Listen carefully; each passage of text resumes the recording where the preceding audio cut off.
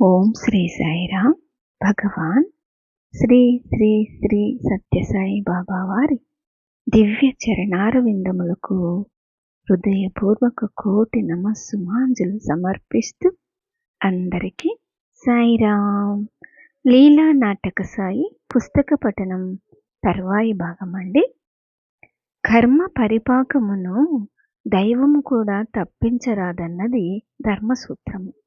తమ ప్రేమావేశపు వెల్లువ ఈ సూత్రమును ధిక్కరించునేమో, ఉల్లంఘించునేమోనని ఆ ప్రభువు అన్ని సమయములయందు ఎంతో అప్రమత్తతతో ఉంటూ ఉంటారు. తాబేలును జింకను ఒకే కాడికి ఇరువైపులా కట్టి రథసారథ్యము చేయి రీతిగా కర్మ పరిపాకం యొక్క మందగమనముతో తమ కరుణా జంఝామారుతమును జోడించి వింతగా బ్యాలెన్సు చేయుచు ఏమేమి అద్భుతములను స్వామి ప్రదర్శించుచున్నారో వాటిలో మచ్చుకు కొన్ని. ప్రశాంతి నిలయవాసులకు మాజీ జడ్జి గారి సతీమణి అయిన శ్రీమతి అంజన గారు, వీరు సికింద్రాబాద్ భక్తులకు, నిలయములో నివసించు భక్తులకు సుపరిచితురాలైన అమ్మన్న గారు. ఆవిడ తమ హోదాను అంతస్తును మరచి ప్రశాంతి నిలయంలో పాఠశాల బ్లాకులో మేడ మీద ఒక చిన్న గదిలో, ఆ గది కూడా 64 చదరపు అడుగుల వైశాల్యమున్న గది అన్నమాట, అందులో నివసిస్తూ మందిరంలో సేవ చేస్తూ ఉన్నారు. తన అనుభవములలో రెండింటిని ఆవిడ ఇలా చెప్తున్నారు.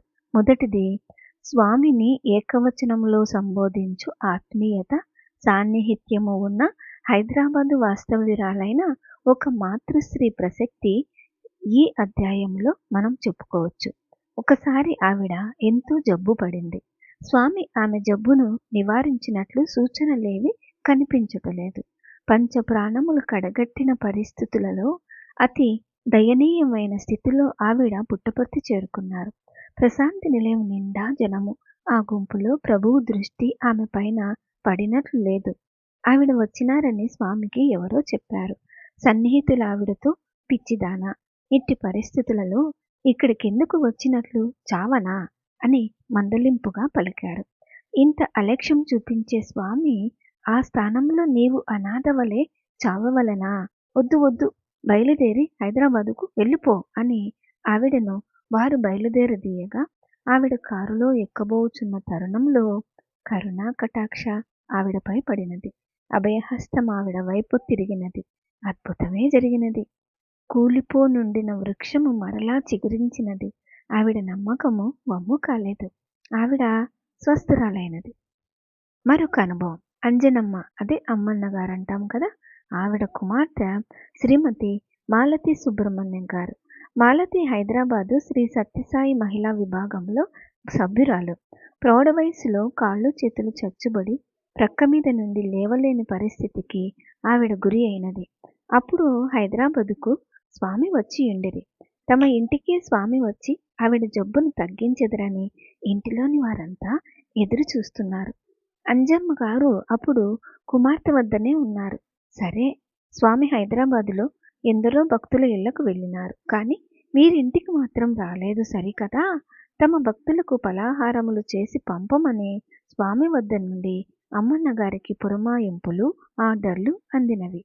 ఇక కన్న కడుపు కోతను వర్ణించుటకు వీలు కాదు. అయినను శ్రీవారి ఆజ్ఞ ఆయే, ఉల్లంఘింప జాలరు కదా. పిమ్మట మరో కబురు అందినది. మాలతి గారిని తమ బస్సుకు తీసుకొని రమ్మని. మాలతి గారిని తీసుకొని పోవుటయా?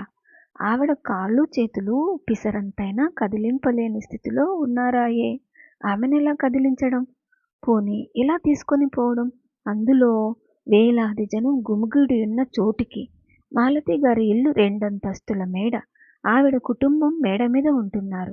మేడ మీదికి వెళ్ళే మెట్లదారి వంపులు తిరిగి ఎంతో ఇరుకుగానున్నది.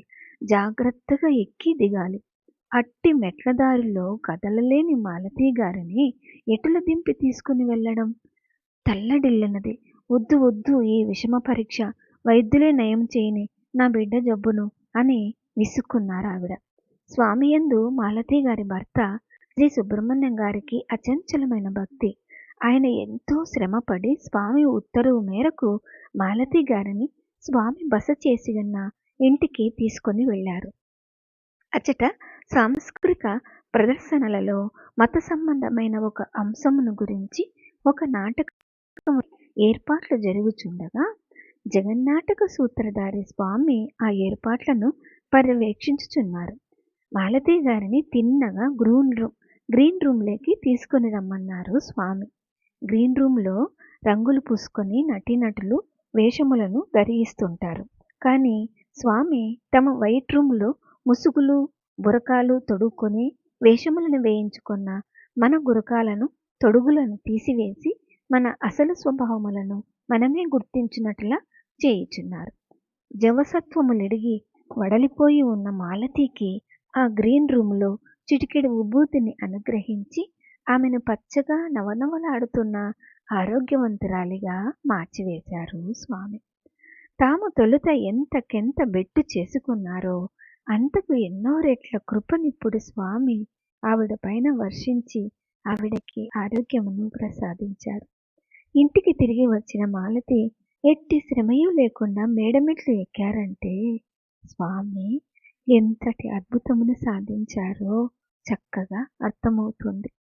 మరొక ఉదాహరణ ఏమంటే, రోగి కన్నా రోగి తండ్రికి అధికమైన కర్మభారము, ఆ బిడ్డకు అవసరమైన సదుపాయములు ఏర్పరచుట కొరకై పడు శ్రమ ఒక ఎత్తు, ఆమె పడుచున్న బాధను చూచి వాస్తవ్యులు పటేల్, ఈయన వచ్చేసి రూసి పటేల్ అన్నమాట, ఆయన ధనవంతులు కారు.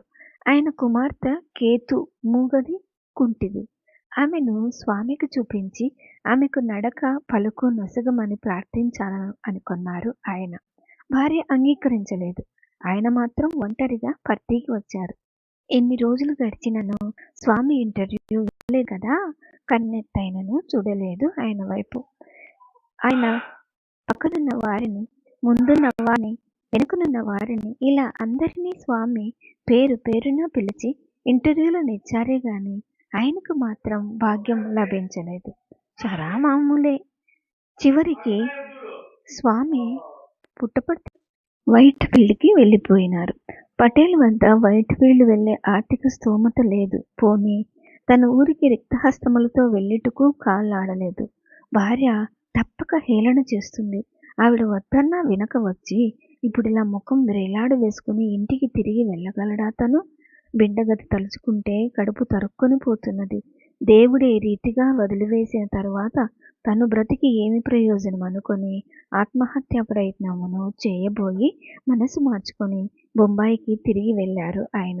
ఇంటి తలుపు తట్టగానే వచ్చారా నాన్నగారు అంటూ స్పష్టంగా పలుకుతూ పరిగెత్తుకొని వచ్చి తలుపు తెరిచినది ఎవరండి? కుంటిది మూగది అయినా ఆయన కుమార్తె. 1000 మైళ్ళ దూరాన బొంబాయిలో ఈ అద్భుతమును సాధించిన అద్భుతమూర్తి మన కర్మ చిట్టాలకు అకౌంటెంటు అధికారి స్వామి పర్తిలో పటేల్ వైపు కన్నెత్తి చూడలేదు. ఒక మాట పలుకు ఆయనతో ఆడలేదు. బాధితుల సహనమును చివరిదాకా పరీక్షించుటలోనూ స్వామి దిట్ట. ఇంకొక ఉదాహరణ.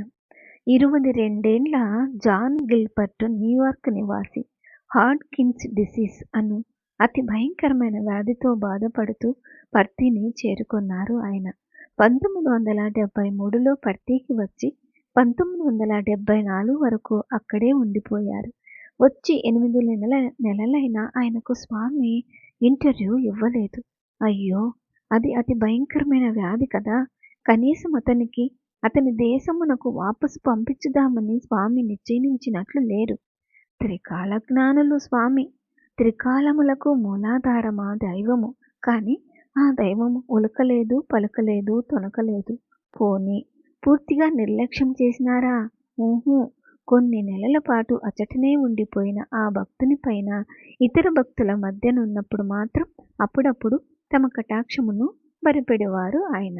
కొన్నిసార్లు ఆ యువకునితో ఓ 2 మాటలు పలికెడేవారు. నెలకు మారు జాన్కు విభూతిని సృష్టించి ఇవ్వమని చెప్పేవారు. స్వామి యొక్క చర్యల నుండి జాను తనకు మిరాకిల్ క్యూర్, అద్భుతమైన నివారణము అయితే కలగబోదని, తాను మరణించుట తథ్యమని ఏదో తాత్కాలిక ఉపశమనమును మాత్రమే స్వామి అనుగ్రహించుచున్నారని నిశ్చయించుకున్నాడు. బ్రతుకుపైన ఆశను వదులుకొని మరణమును ఆహ్వానించుటకు ఆ యువకుడు తయారయ్యాడు. ఎవరెంతగా అతనిలో ఉత్సాహమును కలిగించుటకు ప్రయత్నించినను వినక అతడు మరణజపము చేయసాగెను. ఇక్కడికి వచ్చినందువలన నాకు మేలే జరిగినది. న్యూయార్కులో ఉన్నప్పుడు నాకు చావంటే అమితమైన భయం ఉండేది. ఇప్పుడు ఇచ్చట నేను చావును ఆహ్వానించుచున్నానని అతడు పలికాడు. వాషింగ్టన్ నివాసి అయిన డాక్టర్ కేసీ పాని పుట్టపర్తికి వచ్చారు. ఆయన జాన్ గిల్బర్ట్ను పరీక్షించి అతడు మహా అయితే మరో 10 రోజులు బ్రతకవచ్చునంతేనని నిర్ధారించి స్వామికి ఈ విషయమును తెలియబరచి తాము అనుమతించినచో గిల్బర్ట్ని బెంగుళూరులో ఆసుపత్రిలో అడ్మిట్ చేసేదనని పలుకగా స్వామి అంటీ అంటకుండా అలాగే కానీ అని ఊరుకున్నారు. బెంగుళూరులో ఆసుపత్రిలో చేర్పించబడిన ఆ యువకుడేలనో డాక్టర్లకు అంచనాకు అనుగుణంగా మరణించలేదు. అతని ఆరోగ్యమూ మెరుగు కాలేదు. అతడు ఈ విధముగా దినదిన గండం పూర్ణాయుషుగా ఆసుపత్రిలో ఉండుటకు ఇష్టపడక డిశ్చార్జి చేయించుకొని బెంగుళూరులో అమెరికన్ సాయి భక్తులు బస చేసియున్న హోటలుకు చేరుకున్నాడు. ఒకనాడు ఆ యువకుడు రక్త పరీక్ష చేయించుకొనుటకై వెళ్ళుచుండగా ఒకచోట జనము గుంపుగా మూగి ఎండుట చూసి అచటికి వెళ్ళి చూశాడు. ఒక నీటి గుంటలో మునిగి చనిపోయిన దాదాపు చనిపోయే స్థితిలోనున్న ఒక పసివాని శరీరము నేలపై పండబెట్టి ఉండెను. ఆ పసివాని తల్లి తలను నేలకు బాదుకొనుచు గట్టిగా ఏడ్చుచున్నది. గిల్బర్ట్ మనసులో కరుణ పొంగినది. శిథిలమైన తన శరీరం నశించు పరిస్థితిలో కూడాను తన ఆరోగ్యం గురించి స్వామిని ప్రార్థించిన గిల్బర్టు ఏదో ఒక వర్ణనాతీతమైన ఆవేశముతో అపరిచితుడైన ఆ బాలుని గురించి కనులు మూసుకొని ప్రార్థించసాగాడు. అతడు చేసిన ప్రార్థనయే కూడా ఏమీ చెప్పలేము. అది ఒక సవాలే. ఓకే సాయిబాబా, నీవు నిజముగా దైవమైతే ఈ బాబుకు ప్రాణదానం చేసి మాకు నీ శక్తిని నిరూపించు అని కన్నులు మూసుకొని సవాలు చేసి కన్నులను తెరువుగా అదిగో ఎదురుగా స్వామి జవాబు. అచేతనముగా పడి ఉన్న ఆ పసివాని ఛాతిలో ఉశ్వాస నిశ్వాసములు. రక్త పరీక్ష చేయించుకొనుటకై అతడు పోవుచుండిన వైద్యశాలకు ఆ చిన్నారి బాలుని గిల్బర్ట్ మోసుకొని పోయాడు. ఆసుపత్రిలో ఆ బాలునికి చికిత్స చేసి మృంగిన నీటినంతా కక్కించగా అతడు పునర్జీవనం పొందాడు. గిల్బర్ట్ కలిగిన ఆనందము వర్ణనాతీతము. ఈ అనుభవము ఆ యువకునికి స్వామి సత్యస్వరూపులని నిరూపించినది. స్వామి అతనిలో కొత్త నమ్మకమును విశ్వాసమును చిగురింపచేశారు. ఇంతలో ఒక వింత. 8 నెలల యువకుడు స్వామి సన్నిధిలోనే సమక్షంలోనే ఉంటూ ఉండి కూడా నిజమైన విశ్వాసమును కలిగి ఉండలేదు. ఇప్పుడిచ్చట ఒక అపరిచితుడైన బాలుని స్థితిని చూసి కరుణ పొంగగా స్వామితో అతనికి ప్రాణదానం చేయమని సవాలు చేసి తద్వారా స్వామి యందు విశ్వాసమును పొంది తనను కూడా స్వామి మృత్యుగహ్వరం నుండి రక్షించగలరన్న నమ్మకమును పొందాడా. స్వామి దీనిని సాధించుటకెంత చుట్టూ దారిని ఎంచుకున్నారో స్వామి చేయి లీలలు మర్మము నెరుగతరమా మనలాంటోళ్ళకి. అతడు మరలా న్యూయార్కు వెళ్ళాడు. అన్ని వేల మైళ్ళు ప్రయాణం చేసి తమ వద్దకు వచ్చిన గిల్బెర్ట్కి స్వస్థతను స్వామి అనుగ్రహించలేదు.